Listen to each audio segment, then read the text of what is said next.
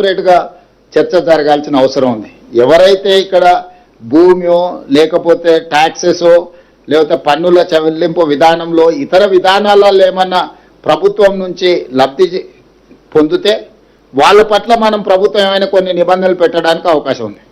సొంతంగా వాళ్ళ నిధులతోని వాళ్ళ ఆలోచనతోటి వాళ్ళు పరిశ్రమ పెట్టుకున్నప్పుడు కొన్ని నిబంధనలు పెట్టుబడులను ఆకర్షించడానికి ఇబ్బందిగా మారే అవకాశం ఉంది. దీన్ని ఇంకా కొంత విస్తృతంగా చర్చ చేయాల్సిన అవసరం ఉంది.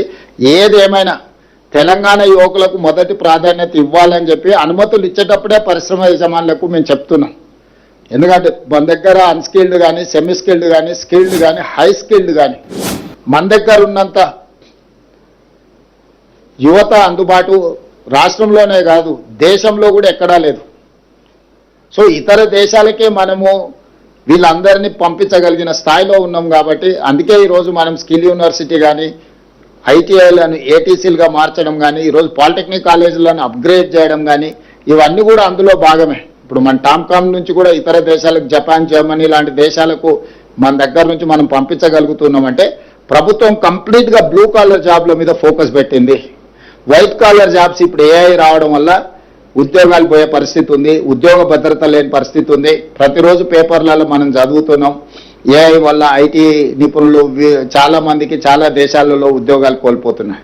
కానీ అదే స్కిల్డ్, సెమీ స్కిల్డ్ ఈ బ్లూ కాలర్ జాబ్లకు ప్రపంచంలో విస్తృతమైన డిమాండ్ ఉంది. బ్లూ కాలర్ జాబ్లను ఏఐ రీప్లేస్ చేయలేదు, ఉద్యోగ భద్రత ఉంది.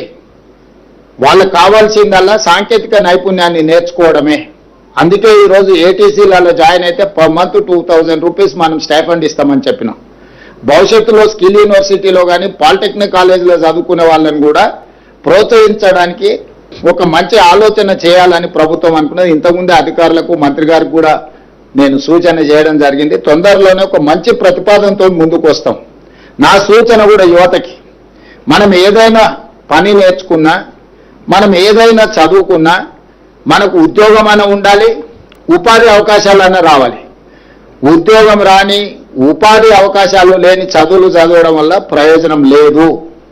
ఒకప్పుడు ఐటీ నిపుణులకు విపరీతమైన ఉద్యోగాల అవకాశాలు ఉండడం వల్ల ప్రతి కుటుంబంలో, ప్రతి గ్రామంలో అమెరికాకి వెళ్ళి ఉద్యోగాలు చేసే పరిస్థితి ఉండే. ఈరోజు అమెరికాలో సంస్థలు ఆర్టిఫిషియల్ ఇంటెలిజెన్స్ యుగంలో కోట్లాది మంది ఉద్యోగాలు కోల్పోయే పరిస్థితి వచ్చింది. వాళ్ళు తిరిగి వెనక్కి మళ్ళీ మన రాష్ట్రానికో మన గ్రామాలకు వచ్చే పరిస్థితి ఉంది. అందుకోసమే ఈరోజు యువతకు నేను సూచన చేస్తున్నా. ఇంతకాలం మనం చదువుకున్న చదువు అమెరికా లాంటి దేశాలలో మనం ఉద్యోగాలు చేసుకోవడానికి ఉపయోగపడ్డది.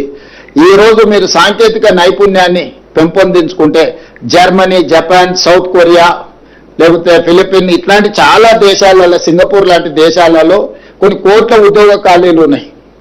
ఈరోజు మన ప్రభుత్వాన్ని సంప్రదిస్తున్నారు మీ దగ్గర ఉంటే పంపించండి అని. కాకపోతే మన యువత కేవలం ఐటీ, కంప్యూటర్, అమెరికానే భవిష్యత్తు అనుకున్నట్టుగా కొంతకాలం అట్లాంటి అవకాశాలు ఉండడంతో ఆ విధమైన ఆలోచన విధానంతో ముందుకెళ్ళిండ్రు తల్లిదండ్రులు కానీ, పిల్లలు కానీ. అందుకే ఈరోజు రాష్ట్ర ప్రభుత్వం స్కిల్ యూనివర్సిటీని ప్రారంభించడమే కాకుండా స్కిల్స్ నేర్చుకోవడానికి అవసరమైన అన్ని ప్రోత్సాహకాలను రాష్ట్ర ప్రభుత్వం ఇస్తుంది. ఇప్పుడు మన ఫోకస్ షిఫ్ట్ కావాల్సిన అవసరం ఉంది. మీడియా మిత్రులకు కూడా నా సూచన, German, Japan, south Korea, Singapore ఇతర దేశాలలో చాలా మంచి మంచి ఉద్యోగ ఉపాధి అవకాశాలు ఉన్నాయి. జీవన ప్రమాణాలు కూడా అమెరికా కంటే మెరుగ్గా ఉన్నాయి. ఎందుకంటే ఈ దేశాలు నేను తిరిగి చూసి వచ్చిన, నేను ఈ దేశాలు చూడకుండా అమెరికానే గొప్ప దేశము, అద్భుతంగా ఉంది అభివృద్ధిలో అనుకునేవాడిని. కానీ జపాన్ లాంటి, సింగపూర్ లాంటి, సౌత్ కొరియా లాంటి దేశాలు చూస్తే అమెరికా కంటే వాళ్ళు చాలా అడ్వాన్స్గా ఉన్నారు. అక్కడ ఉద్యోగ భద్రత ఉంది, బ్లూ కాలర్. వాళ్ళ ఆ దేశాలు బాగుందని చెప్తారు. ఎంతమందిని మీరు మీ దగ్గర నుంచి పంపిస్తారో చెప్పండి. నర్సింగ్ సైడ్ కానీ, ఇతర సాంకేతిక పరమైన అంశాలు కానీ వీటన్నిటిని. అందుకే ఈరోజు మన యువతకి నేను సూచన చేస్తున్నా, మీరు ఫోకస్ షిఫ్ట్ చేయండి. సాఫ్ట్వేర్ ఇంజనీర్ చదివితే నీకు ₹1,00,000 ఉద్యోగం వస్తుందో రాదో నాకు తెలియదు, కానీ ఈ సాంకేతిక నైపుణ్యం నేర్చుకుంటే 2